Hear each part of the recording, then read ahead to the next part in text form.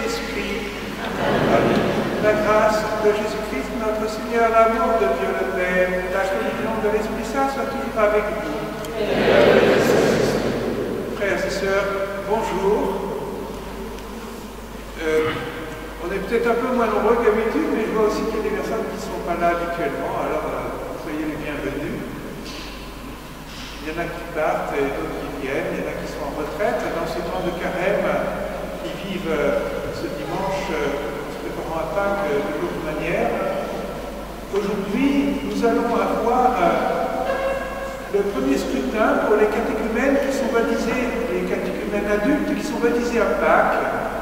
Alors, Linou et Davina sont présentes, sont reconnaissables avec ce petit foulard violet qu'elles ont reçu le jour de l'appel décisif au Creusot, lorsque l'évêque, Monseigneur Rivière, les a rappelés à recevoir les sacrements de l'initiation, baptême, confirmation et Eucharistie le jour de Pâques. Nous allons prier pour elles et aujourd'hui nous aurons spécialement pour cette raison un évangile particulier, l'évangile de la Samaritaine. Les autres lectures sont les mêmes. Entrons dès maintenant dans la célébration du mystère de l'Eucharistie.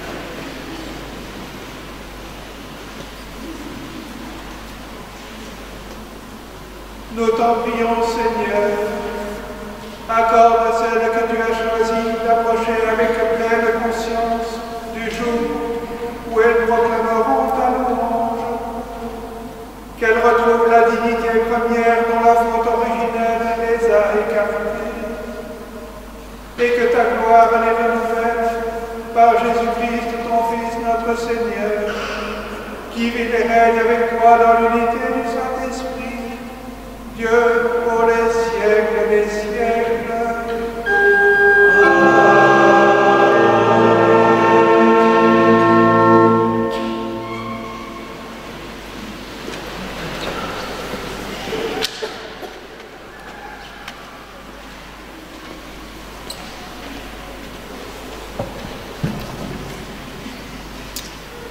Lecture du livre de l'Exode.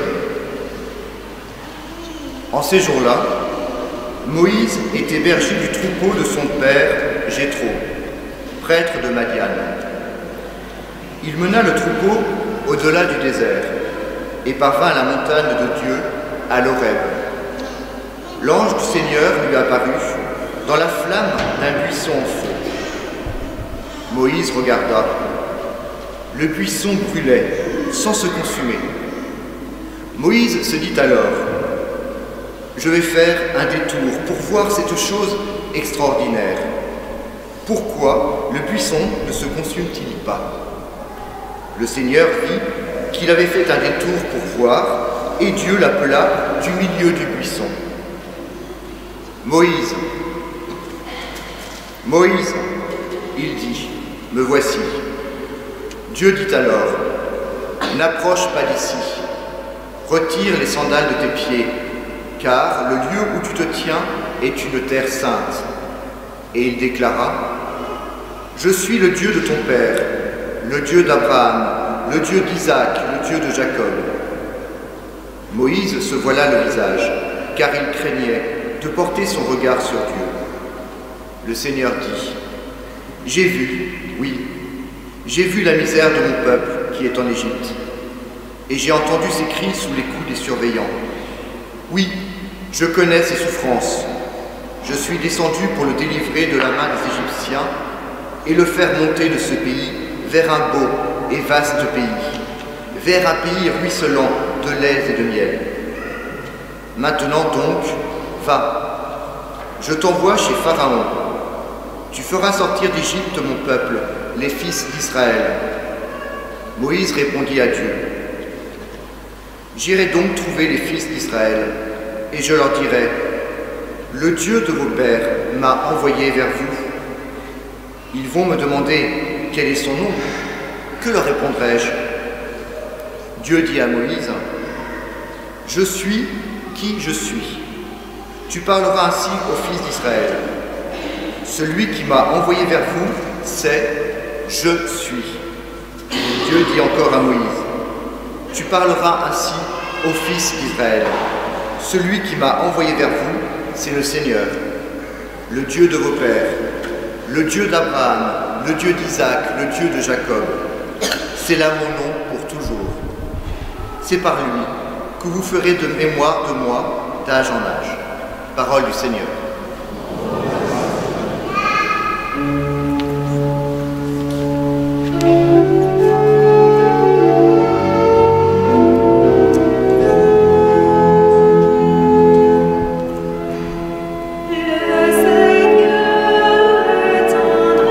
Tendresse et pitié.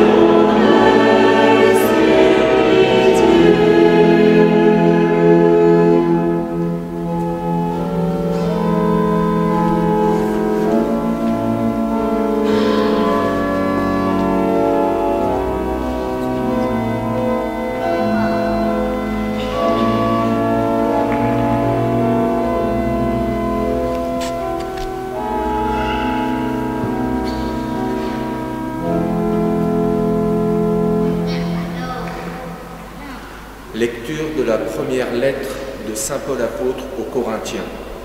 Frères, je ne voudrais pas vous laisser ignorer que lors de la sortie d'Égypte, nos pères étaient tous sous la protection de la nuée et que tous ont passé à travers la mer.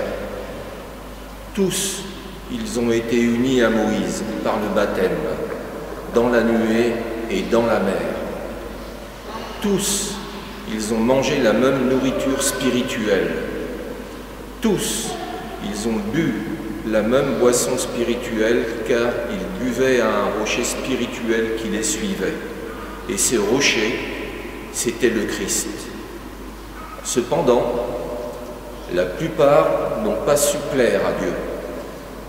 Leurs ossements, en effet, jonchèrent le désert. Ces événements devaient nous servir d'exemple, pour nous empêcher de désirer ce qui est mal, comme l'ont fait ces gens-là. Cessez de récriminer, comme l'ont fait certains d'entre eux. Ils ont été exterminés. Ce qui leur est arrivé devait servir d'exemple, et l'Écriture l'a raconté pour nous avertir, nous qui trouvons à la fin des temps. Ainsi donc, celui qui se croit solide, qu'il fasse attention à ne pas tomber. Parole du Seigneur.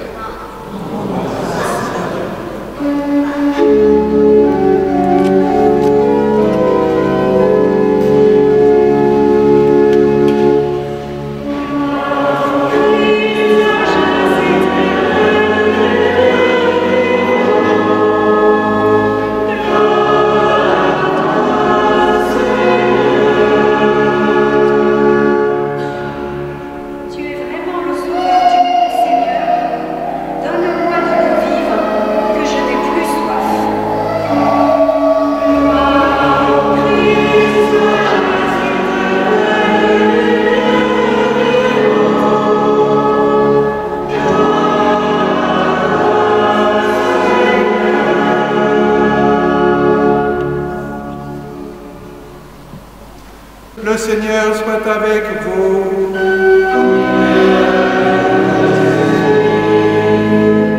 Évangile de Jésus-Christ selon saint Jean.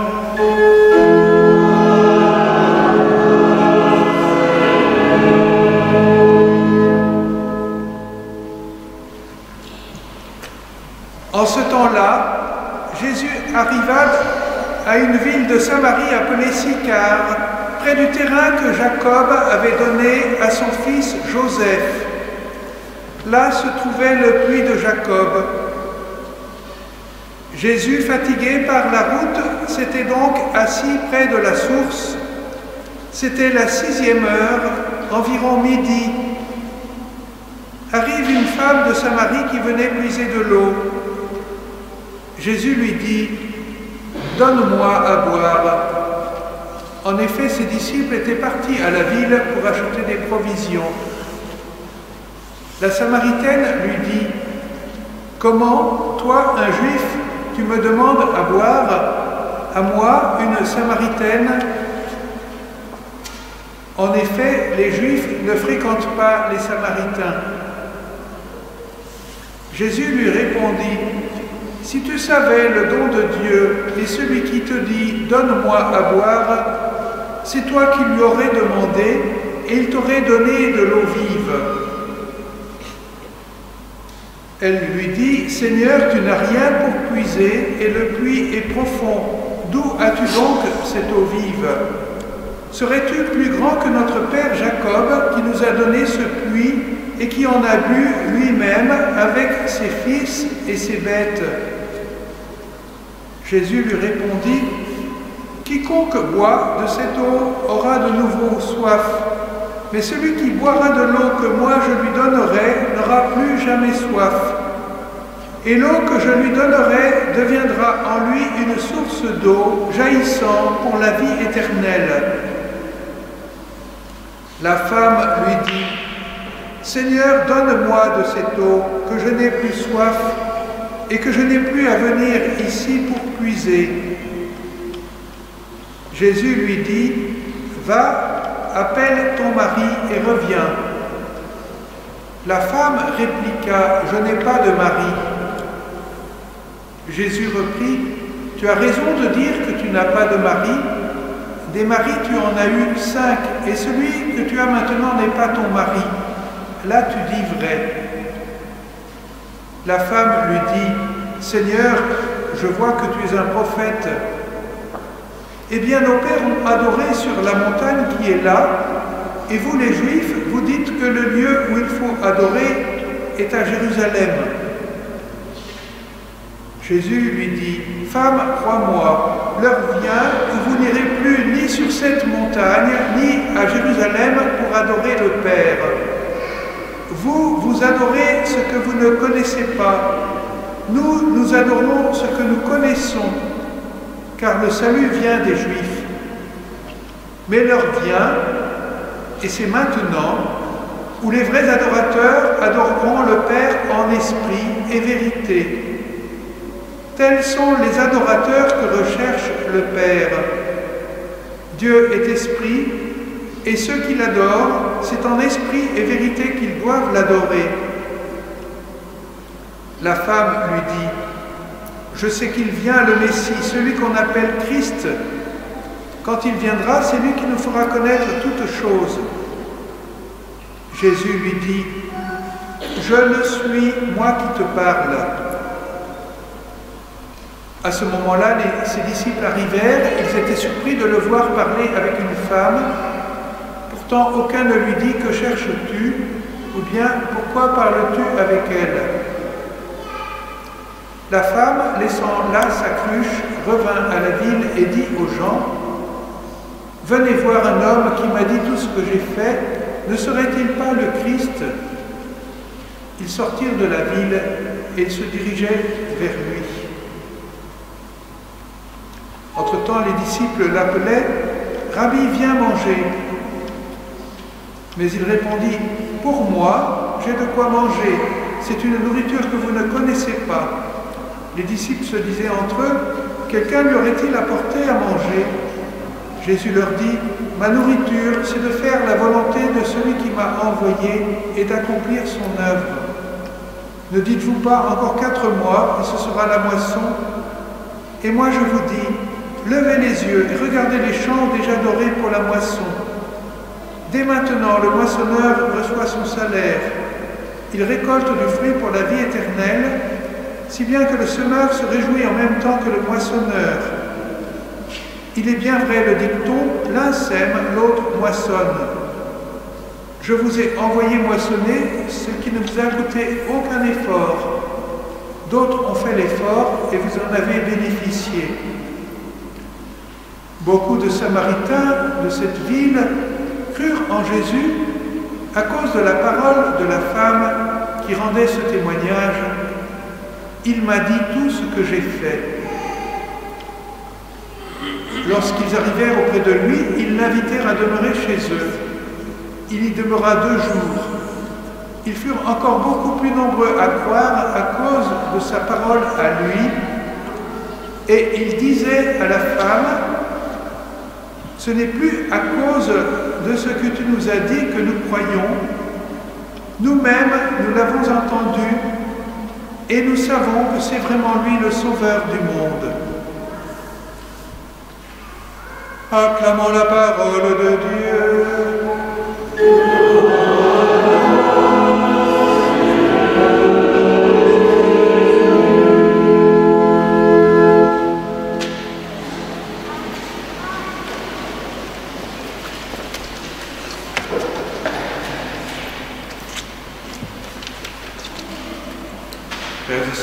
pour le premier scrutin de Lilou et d'Alina, nous avons entendu l'évangile qui est bien connu, mais qui est celui que nous lisons dans le premier scrutin, l'évangile de la rencontre de Jésus avec la Samaritaine. Nous allons prier pour elle après l'homélie et avec tous ceux qui les ont accompagnés. Je salue aussi les parents de Lilou qui sont, je ne sais pas où, et puis vos amis. Nous allons prier pour vous. Le premier dimanche des scrutins, dont nous entendons ce beau récit qui nous raconte la rencontre de Jésus avec la Samaritaine, la découverte pour la Samaritaine de cet amour de Dieu. Elle vient puiser de l'eau. Elle vient à l'heure de midi.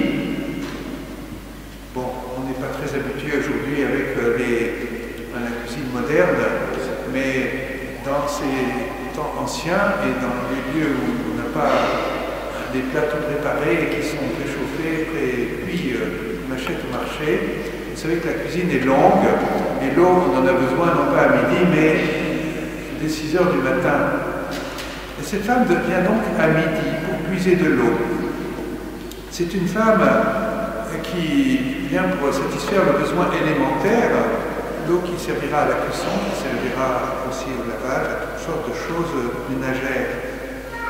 Et voilà que Jésus va lui-même,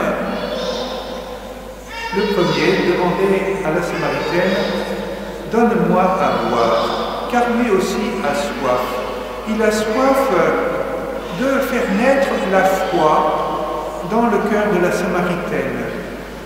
Il veut dégager dans le cœur de cette femme cette source d'eau vive de l'Esprit Saint qu'il désire lui donner. Et cette eau vive qui la désaltérera sans s'épuiser. Vous savez que dans la Bible, à travers les grands prophètes, Jérémie par exemple, Ézéchiel, nous avons cette image de l'eau qui est source de vie, une eau vive qui n'est pas comparable à l'eau morte des étangs ou des flaques, l'eau vive qui est pure, qui purifie et qui ne s'épuise pas. Cette eau figurait l'eau qui coulerait avec le sang du côté du Christ sur la croix. C'est là que Jésus vient nous donner à l'infini, sans s'épuiser, son amour. C'est là qu'il nous donne, qu'il nous découvre la source, qu'il ouvre la source de toutes les grâces que nous recevons pour vivre notre vie dans le Seigneur, en demeurant dans l'amour de Dieu et en nous donnant dans l'amour des autres. On peut deviner quelle est cette soif de la Samaritaine, au-delà de cette soif de prendre de l'eau du puits. Il y en a bien d'autres que l'on devine au cours de ce dialogue. Elle vient à l'heure de midi parce que elle fuit un petit peu les autres femmes de Sychar. Le puits, c'est le lieu où on a besoin de s'entraider pour tirer l'eau du fond du puits qui est très profond. C'est le lieu aussi où on papote, on échange des nouvelles. Et elle, curieusement, est venue à l'heure où il n'y a personne. Sans doute pour fuir les autres femmes de la ville. Cette femme, nous le devinons après, dans le dialogue avec Jésus, a une vie un peu mouvementée et sans doute pleine de déception. C'est une femme très blessée et c'est pour ça qu'elle est un petit peu renfermée sur elle-même. Il y a autre chose aussi qui fait qu'elle est un peu comme exclue. Les Samaritains, en fait, étaient un peuple un peu mélangé. Après l'exil à Babylone, il y avait un mélange de population et donc des Juifs, mais aussi d'autres venus d'ailleurs, d'autres cultures et d'autres religions. Et en particulier, comme le dit la femme à Jésus, eh bien, ils adoraient sur la montagne à côté de Sychar, c'est le mont Garizim, et non pas à Jérusalem, comme tous les Juifs, même ceux de Galilée qui étaient encore plus au nord, traverser la Samarie, contourner la Samarie pour aller jusqu'à Jérusalem. Les Samaritains, eux, n'y allaient pas. Ils vivaient un petit peu leur foi en Dieu, le même Dieu d'Abraham, mais de façon un peu cachée, en s'excluant des autres.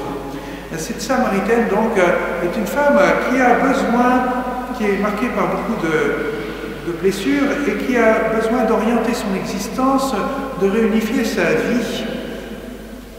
Elle a besoin de se réconcilier avec elle-même, avec les autres et avec Dieu.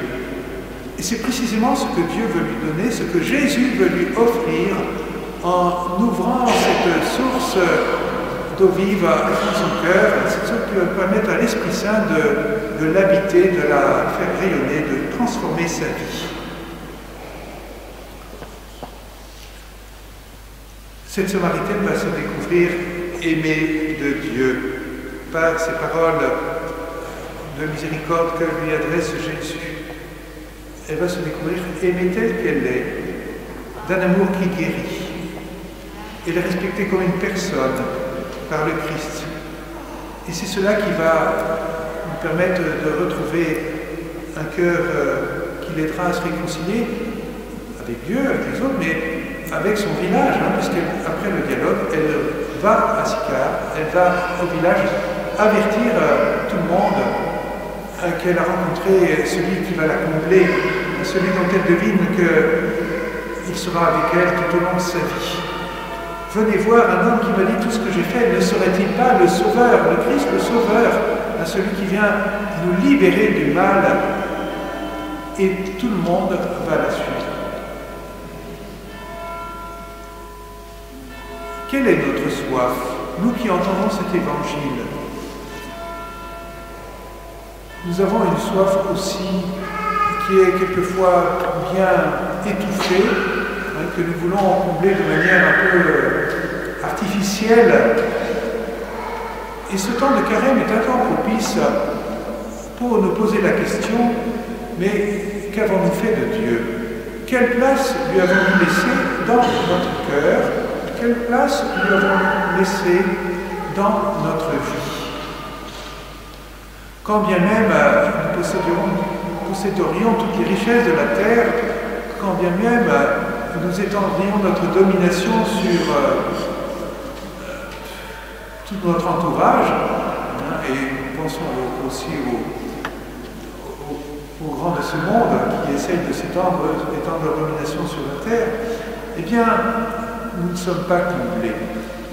Car le Seigneur nous a créés pour lui-même, tendus vers lui, pour nous-mêmes dans le sens où nous sommes libres de faire ce que nous voulons de notre vie, mais aussi avec un désir au fond de nous-mêmes de partager sa vie. Alors, on pourrait se dire, il suffit de vivre, il suffit de se contenter de cette vie. Vous savez bien que pour beaucoup, et je pense pour nous tous, nous ne pouvons pas nous contenter de cette vie-là aujourd'hui. Nous ne pouvons pas, quand bien même elle serait magnifique, mais nous avons un désir qui n'est jamais satisfait. Et voilà ce que le Seigneur veut combler aujourd'hui, à travers ce récit. Nous aussi, nous avons soif, et le Seigneur veut nous désaltérer, sans que jamais nous soyons assoiffés. Et il est assez riche pour nous combler, parce que cette source, c'est son cœur qui ne s'épuise pas. C'est la richesse de son amour. Alors, nous prions pour nous-mêmes, évidemment, et puis pour Lilou, pour Dalila. Il y a aussi Marie-André qui sera baptisée à Pâques, mais qui n'est pas là aujourd'hui. Souvenons-nous de notre baptême, de ce que nous avons reçu. Le Seigneur est venu habiter en nous. Et la grâce que le Seigneur nous fait, cette eau vive, ce sont toutes les grâces que le Seigneur nous donne à travers les sacrements. Nous recevons Jésus en nourriture dans l'Eucharistie. Nous recevons cette grâce qui éclaire notre intelligence pour nous guider sur le chemin de la vie, sur le chemin du bonheur qui est la vie éternelle. la vie avec Dieu, une vie qui est commencée dès aujourd'hui. Nous recevons cette grâce qui va fortifier notre volonté pour grandir dans la charité, nous donner toujours davantage. Le Seigneur nous fait miséricorde à travers son pardon, nous fait miséricorde à travers aujourd'hui, pour vous, Lilou et David, à travers cette prière que vous allez entendre tout à l'heure. Eh bien,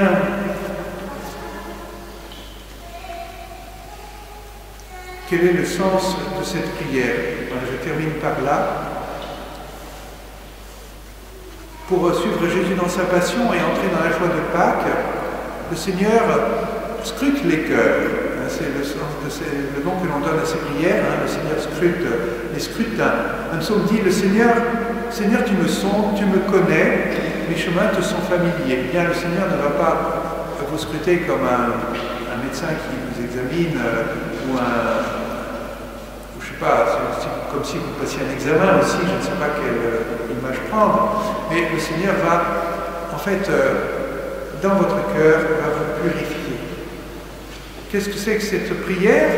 Eh bien, elle guérit dans le cœur de ceux qui vont être baptisés, ce qu'il y a de faibles, de malades, de mauvais, et fait apparaître dans ce même cœur ce qu'il y a de bon, de saint, pour l'affermir.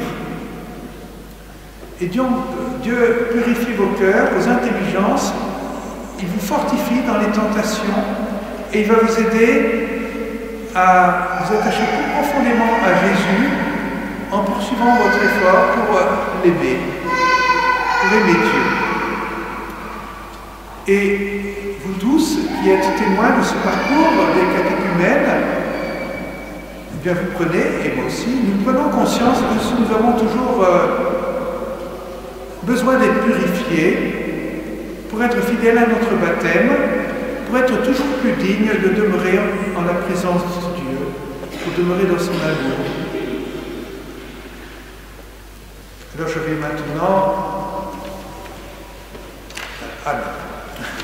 maintenant vous demander, Davina et Lilou, de vous approcher. Nous allons prier un petit moment en silence.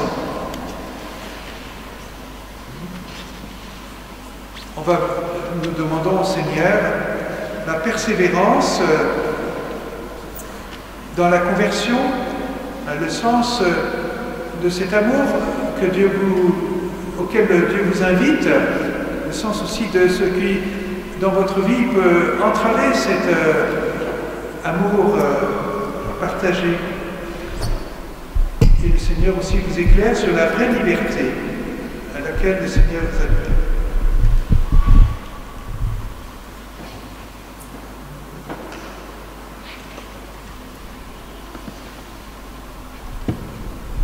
Le scrutin est célébré en 3 temps.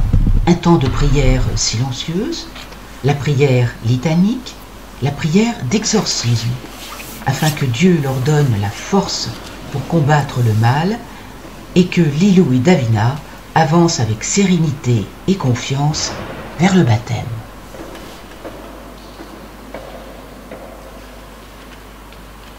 Alors vous allez vous relever et puis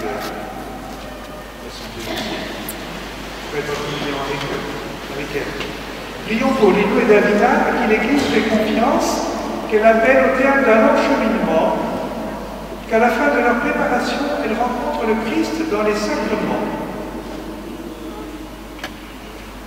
Pour qu'elles gardent dans leur cœur la parole de Dieu et la savourent chaque jour davantage, ensemble prions.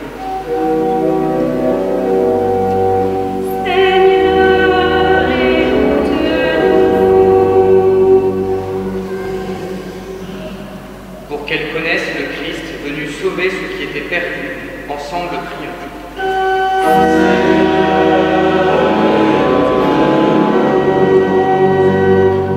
Pour que dans la confiance et l'humilité, elles se reconnaissent pécheurs, ensemble prions.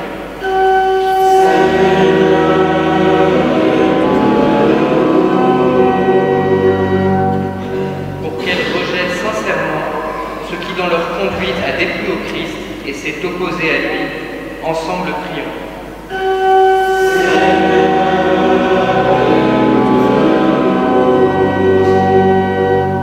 Pour que l'Esprit Saint qui scrute les cœurs les fortifie quand elles sont faibles, ensemble prions.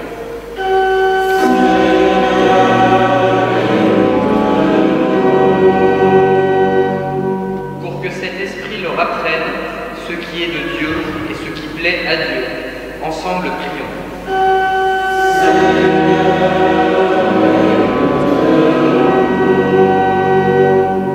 Pour ceux qui les entourent, qu'ils mettent dans le Christ leur espérance et trouvent en lui la paix et la sainteté, ensemble prions.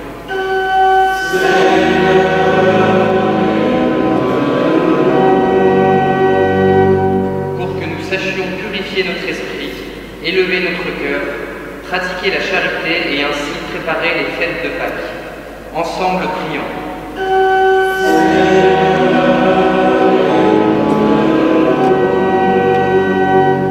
Pour que dans le monde entier, ce qui est faible soit fortifié, ce qui est abattu soit relevé, ce qui est perdu soit retrouvé, et ce qui est retrouvé soit racheté.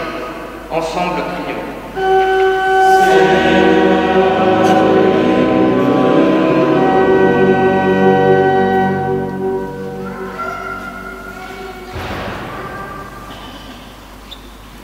Prions. Dieu qui as envoyé ton Fils pour qu'il soit notre Sauveur, nous te confions ces catéchumènes. Elles sont comme cette femme de Samarie qui voulait puiser de l'eau vive. Qu'elles se laissent convertir par la parole du Christ, qu'elles reconnaissent les entraves de leur faiblesse et leurs péchés. Ne permets pas qu'en se fiant à leur seule force, elles soient égarées par la puissance du mauvais. Mais délivre-les de l'esprit de mensonge, afin qu'en reconnaissant leurs fautes, elles puissent être purifiées intérieurement et progresser sur la voie du salut. Par Jésus, le Christ, notre Seigneur. Amen.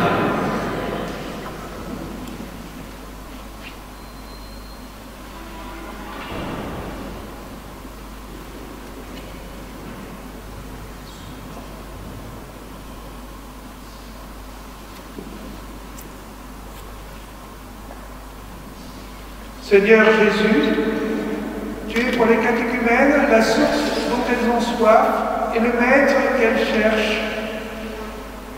Devant toi seul, devant toi qui seul est saint, elles n'osent pas se dire sans péché.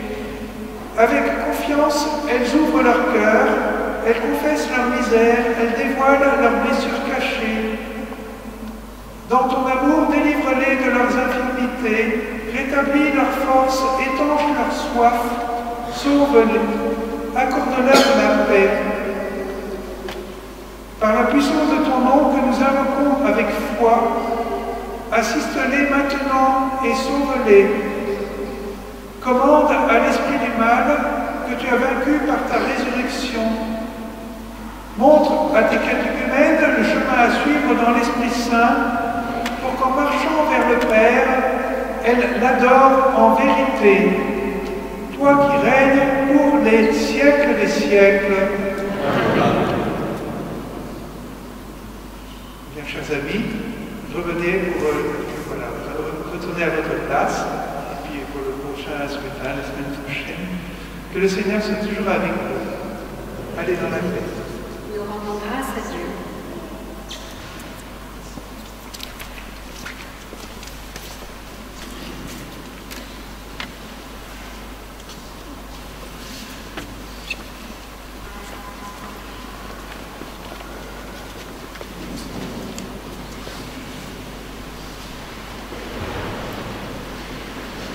Maintenant, nous proclamons notre foi.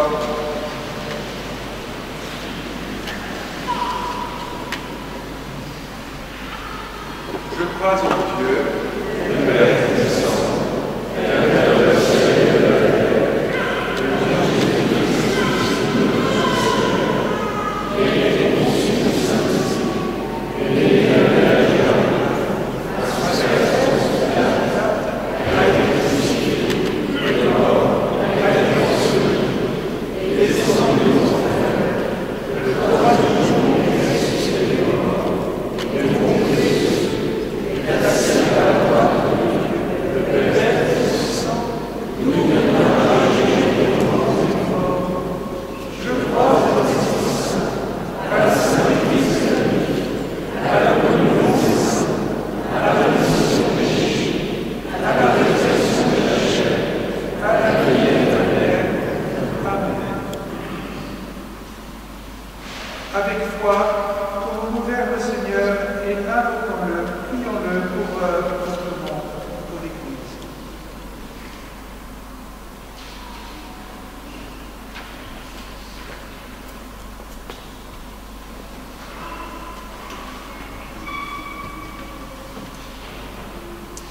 Seigneur, en ce retour du printemps, nous te confions toutes les personnes travaillant la terre avec patience et persévérance.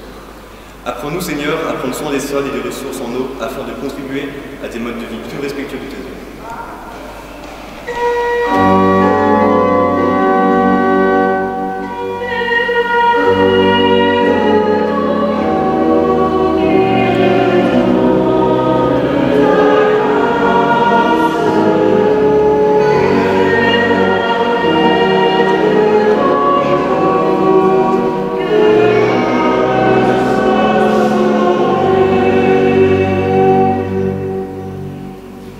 Seigneur, nous te confions les réfugiés ukrainiens et toutes les familles endeuillées par les guerres et les conflits, qu'ils puissent trouver espérance et réconfort pour se reconstruire.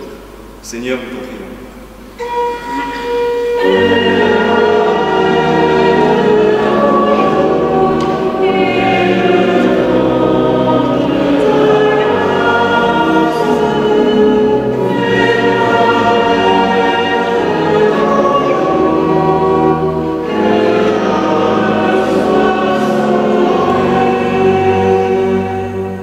Seigneur, nous te confions notre communauté en ce temps de carême et particulièrement ceux qui se préparent au baptême.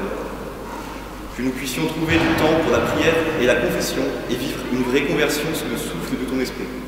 Seigneur, nous t'en prions.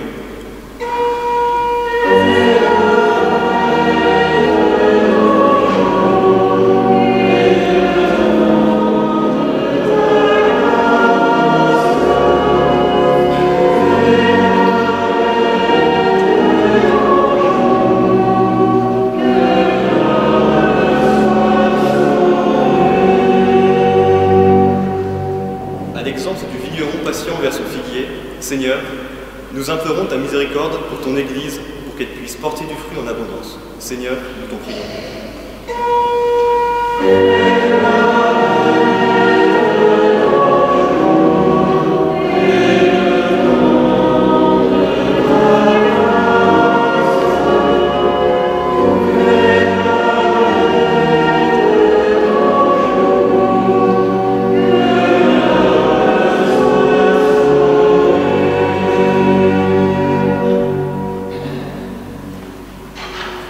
Accueille, Seigneur, les prières que nous te présentons. Donne-nous la joie d'être exaucés par Jésus, ton Fils, notre Seigneur.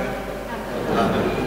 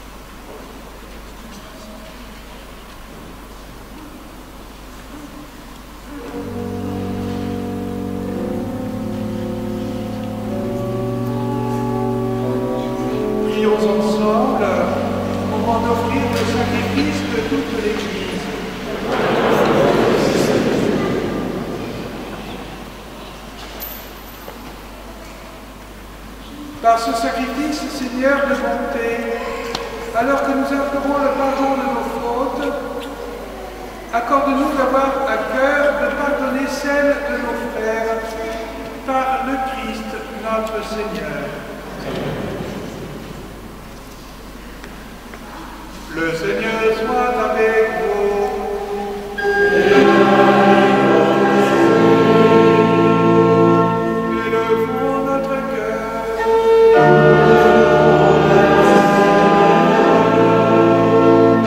Rendons grâce au Seigneur notre Dieu.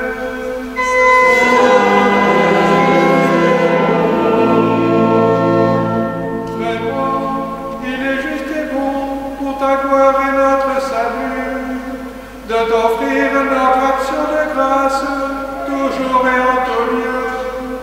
À toi, Père très saint, Dieu éternel et tout-puissant, par le Christ notre Seigneur. Quand il demandait à la Samaritaine de lui donner à boire, il lui faisait déjà le don de la foi. De cette foi, il manifesta une telle soif qu'il fit naître en elle le feu de l'amour de Dieu. C'est pourquoi nous te rendons grâce et avec les anges nous chantons tes merveilles en proclamant.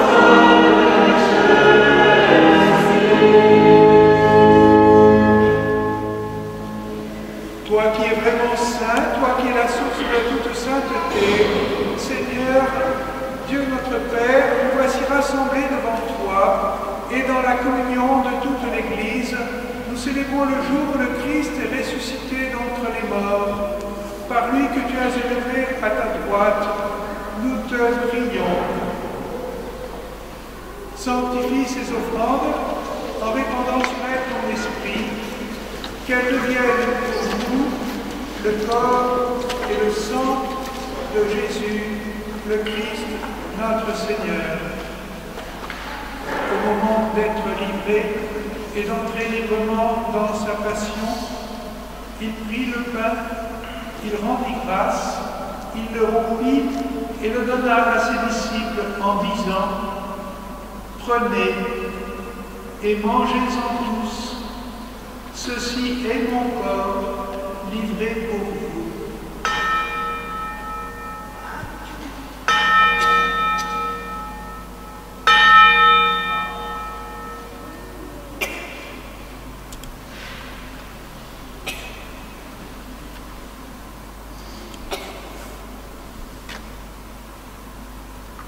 De même, après le repas, il prit la coupe, de nouveau il rendit grâce et la donna à ses disciples en disant: prenez et buvez-en tous, car ceci est la coupe de mon sang, le sang de l'alliance nouvelle et éternelle, qui sera versé pour vous et pour la multitude en rémission des péchés. Vous ferez cela en mémoire de moi.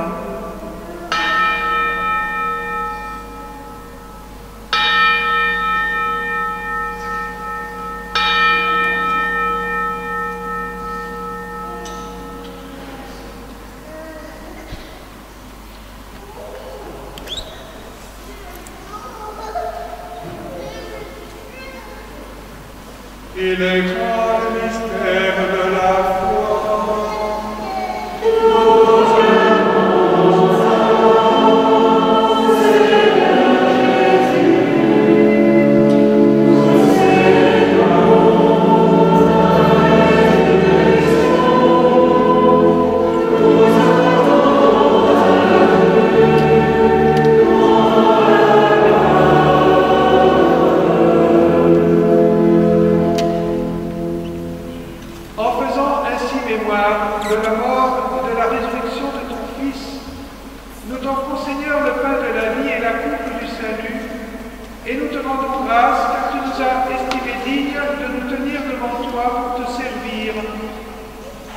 Humblement, nous te demandons qu'en ayant part au corps et au sang du Christ, nous soyons rassemblés par l'Esprit Saint en un seul corps. Souviens-toi, Seigneur, de ton Église répandue à travers le monde. Fais-la grandir dans ta charité, en union avec notre pape François, notre évêque Benoît et tous les évêques, les prêtres et les diacres. Souviens-toi également, Seigneur, des parrains et marraines qui vont accompagner nos catéchumènes à la fontaine de la nouvelle naissance. Souviens-toi aussi de nos frères et sœurs qui se sont endormis dans l'espérance de la résurrection, la maman de l'abbé Goubi, Henri de Talandier et les défunts de la famille, les défunts de la famille, des familles Anthony, Daucourt, Bordet, de Vallon, de Rofignac. Souviens-toi d'Armel, de Beaurepaire. Souviens-toi dans ta miséricorde de tous les défunts.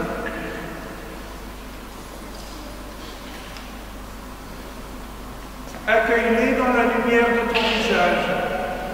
Sur nous tous, enfin, nous implorons ta bonté.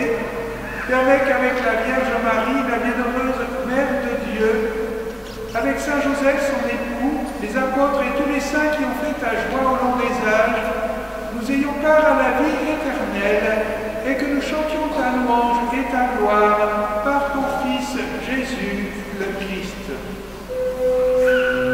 Par lui, avec lui et en lui, à toi, Dieu le Père Tout-Puissant, dans l'unité du Saint-Esprit, tout honneur et toute gloire pour les siècles des siècles.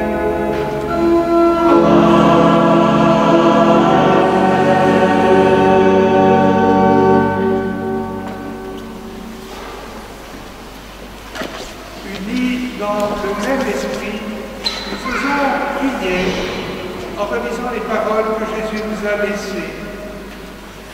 Notre Père, qui es aux cieux, que ton nom soit sanctifié, que ton règne vienne, que ta volonté soit faite sur la terre comme au ciel.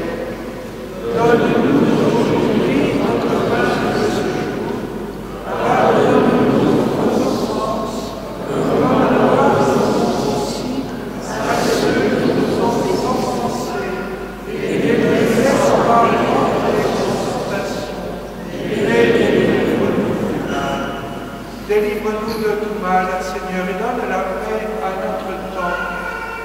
Soutenus par ta miséricorde, nous serons libérés de tout péché, à l'abri de toute épreuve, nous qui attendons que se réalise cette bienheureuse espérance, l'avènement de Jésus-Christ, notre Sauveur.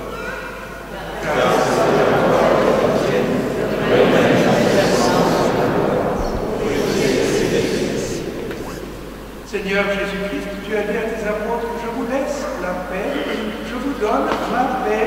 Ne regarde pas nos péchés, mais la foi de ton Église. Pour que ta volonté s'accomplisse, donne-lui toujours cette paix et conduis-la vers l'unité parfaite, toi qui règnes pour les siècles des siècles. Amen. Que la paix du Seigneur soit toujours avec vous. Amen. et la paix du Christ à l'Assemblée.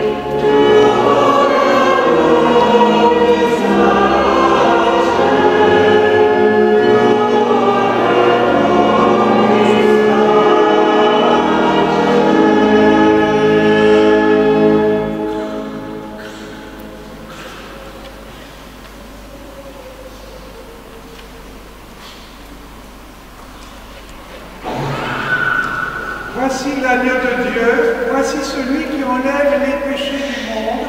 Heureux les invités au repas des noces de l'agneau.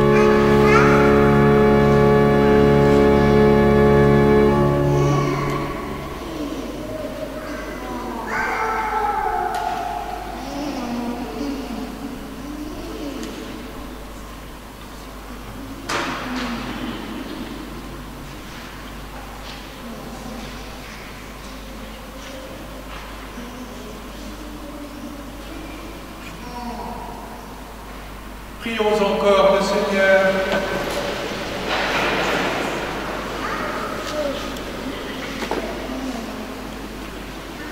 Nous avons reçu de toi, Seigneur, un avant-goût des mystères du ciel.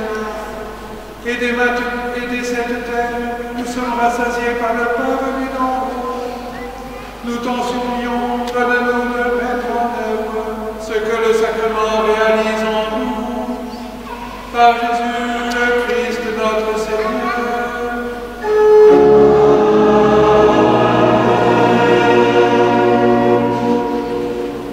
Je ne serai pas long pour les annonces. Vous avez un tract à votre disposition.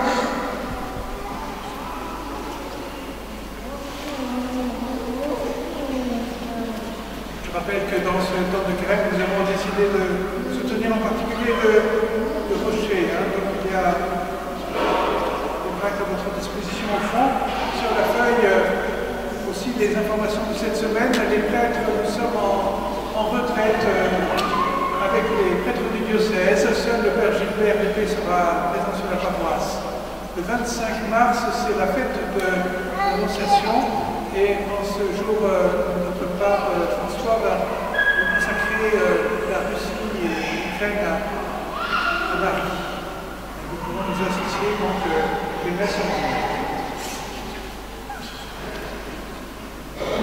Le Seigneur soit avec vous.